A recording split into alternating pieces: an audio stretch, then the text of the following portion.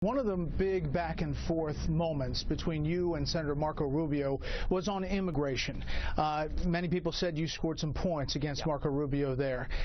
You also said, though, and it has been checked today at the debate, that you denied that you've ever supported legal status for undocumented immigrants. You said, quote, "I've never supported legalization. I do not intend to support it." But back in 2013, you did support an amendment. And back when you were making the case, this is what you said.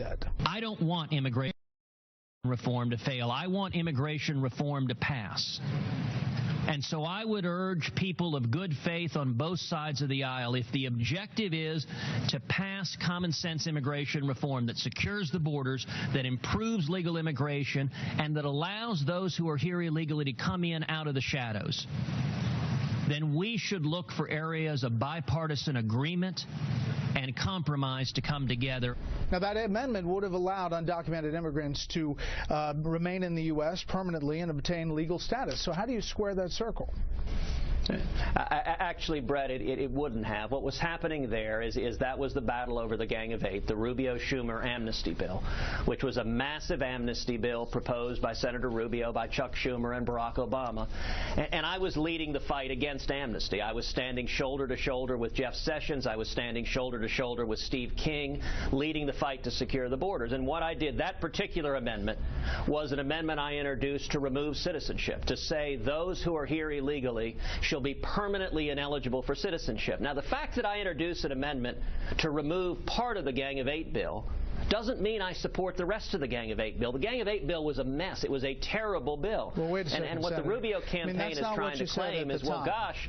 That is not what you said at the time. And Yahoo dug up these quotes from back then. You said, if this amendment were to pass, the chances of this bill passing into law would increase dramatically. A few weeks later, during a debate on the Senate floor, Cruz repeated his belief that this amendment is the compromise that can pass. And you repeated later in Princeton that if my amendment were adopted, this bill would pass. It sounded like you wanted the bill to pass.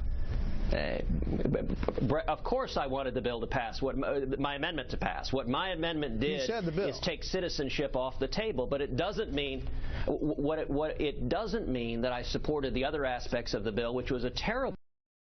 And Brett, you've been around Washington long enough. You know how to defeat bad legislation, which is what that amendment did, is it revealed the hypocrisy of Chuck Schumer and the Senate Democrats and the establishment Republicans who were supporting them, because they all voted against it.